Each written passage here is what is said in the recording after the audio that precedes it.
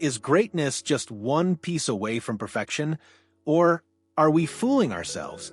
Falcons Nation, I need you to take a hard look in the mirror with me right now. Because yes, we've seen the flashes of brilliance.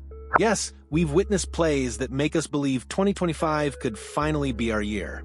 Yes, the potential is absolutely there, crackling with electricity every Sunday. But here's the uncomfortable truth we need to confront. Potential doesn't raise championship banners. Execution does. And right now, despite all the promise, despite all the talent, there are glaring cracks in this foundation that could shatter our Super Bowl dreams before they ever materialize.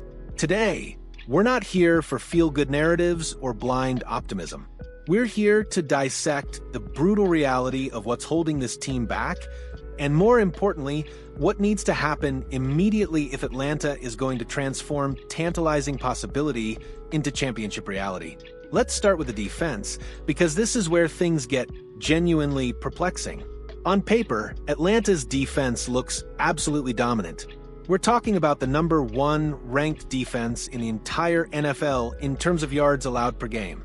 A suffocating unit that's made opposing quarterbacks look completely bewildered, that's turned elite passing attacks into confused messes. The pass defense has been nothing short of spectacular, but here's where the facade cracks. Our run defense is ranked 17th in the league. Let that sink in for a moment. The number 1 overall defense, yet barely middle of the pack when it comes to stopping the ground game. This isn't just a statistical quirk. It's a fundamental vulnerability that opponents are actively exploiting. Remember that humiliating 30-0 shellacking by the Carolina Panthers? Their ground attack carved us up with alarming ease. Or consider the recent Buffalo Bills game. Yes, we won, but watch the tape. They consistently gashed our defense for 5, 6, 7-yard runs, turning manageable situations into first downs and extending drives when we desperately needed stops. The film doesn't lie, and what it's screaming is this. We desperately need a true space-eating defensive tackle, that immovable force in the middle who can plug gaps, command double teams, and disrupt running lanes before they even develop. Now, before anyone jumps down my throat, let me be crystal clear. Our pass rush has been phenomenal. Rook or Hororo, despite limited snaps, leads the NFL in quarterback pressure rate among interior linemen with an absurd 15.5% interior pressure rate. As a team, we rank 6th in overall QB pressure rate at 39.9% and 3rd in sack percentage at 8.9%. Getting after the quarterback is clearly not our problem. But here's the issue. Our defensive scheme, designed to generate that elite pass rush, creates vulnerabilities against the run. We spread out our defensive line, create angled attacks, confuse protection schemes. It's brilliant for collapsing pockets and generating sacks. However, against zone-blocking schemes that many modern offenses employ, this aggressive alignment creates gaping holes in the middle. It leaves the heart of our defense exposed, creating inviting pathways for any offense committed to establishing the run. This was painfully evident on Buffalo's opening drive of the second half. They identified the vulnerability and attacked it relentlessly. And that's what good offenses do. They find your weakness and hammer it until you adjust. So, what's the answer? We need a traditional nose tackle type, or at least a hybrid defensive tackle who can play that role effectively. 2 names have surfaced as potential trade candidates. Jeffrey Simmons would be the dream acquisition, a truly elite talent. But after conversations with people close to the Tennessee situation, it's clear Simmons is untouchable. He's considered their best player, and he's not going anywhere. That leaves Shelby Harris. Multiple sources, including Adam Schefter, have listed Harris as a potential trade candidate. The Cleveland Browns have drafted younger talent like Mason Graham, who solidified their defensive line, making Harris expendable. Now, Harris is 34 years old. He's not the same player he was in his Denver prime. His stats this season, 8 tackles, 3 tackles for loss, won't blow anyone away. But here's what matters. His run-stopping grade sits at a very respectable 72.0. This is a player we could acquire for a 6th or 7th round pick, essentially a rental to shore up our biggest defensive weakness. He wouldn't necessarily start every down, but his physical presence and veteran savvy would be invaluable in specific situations where we need to stuff the run. Harris has been a consistent 13 to 14 game per year player throughout his career. He understands defensive fronts better than almost anyone in the league, thanks to his extensive experience. For a conditional 8th round pick, absolutely make that move. Now let's shift to the offensive side of the ball, because while the defensive line has a glaring hole, our wide receiver core has an equally obvious void: the desperate need for a true second option. I can already hear some of you saying, but what about Darnell Mooney? And you're right. When healthy, Mooney has the potential to be one of the best number 3 receivers in the league. But he's been battling injuries, and his absence has exposed a critical dependency on Drake London. Look at the numbers from the Buffalo game. Kirk Cousins attempted 32 passes. A staggering 16 of those targets went to Drake London. Another 8 went to running backs.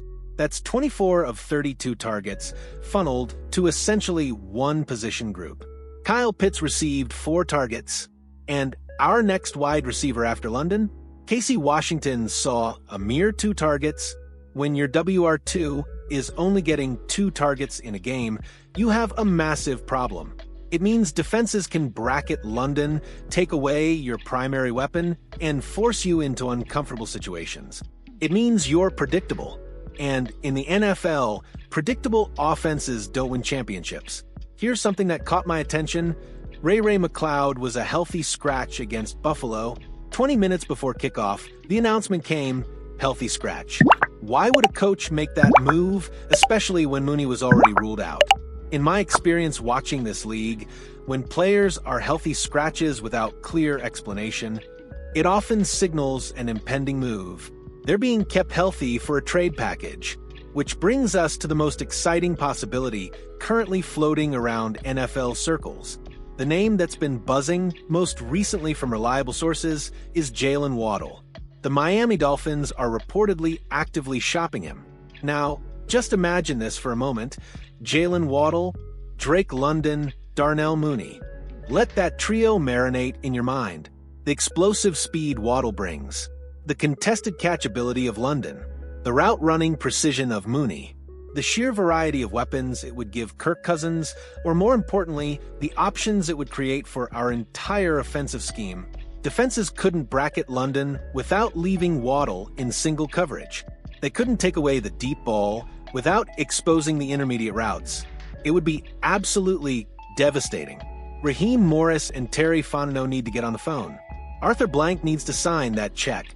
This is the kind of move that transforms good offenses into unstoppable ones. So here's the million-dollar question.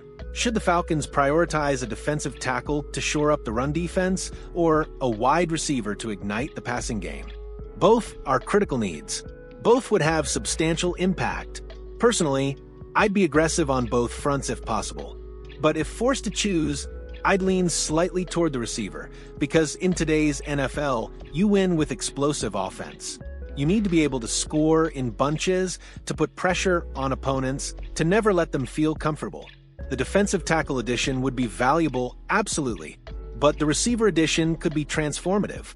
Look, I'm tired of hearing about Kirk Cousins' trade rumors. He's listed as a potential trade candidate, but at $27.5 million, no team is taking on that full cap hit midseason for a backup quarterback. Kirk is arguably the best backup in the league, and I'm perfectly fine with that situation. What I'm not fine with is standing pat when championship caliber moves are available. The path to a Super Bowl isn't paved with caution, it's built with bold, strategic decisions that address weaknesses before they become fatal flaws. This Falcons team has the talent. They have the coaching. They have the potential. What they need now are the final pieces that transform potential into reality. The vision is clear. The opportunity is now. The question is whether management has the courage to seize it. All right, Falcons Nation, I need to hear from you. Which move would have the bigger impact? Shelby Harris shoring up the run defense, or Jaylen Waddle exploding the offensive potential? And am I crazy for wanting both? drop your thoughts in the comments, because this is the kind of decision that could define our entire season. And if this breakdown gave you a new perspective on what this team needs, show some love with a like and subscribe to join our community of over 42,000 passionate Falcons fans who refuse to accept mediocrity. The championship window is open. Let's make sure we don't waste it. Does this capture the urgency and passion you were looking for with the Falcons situation?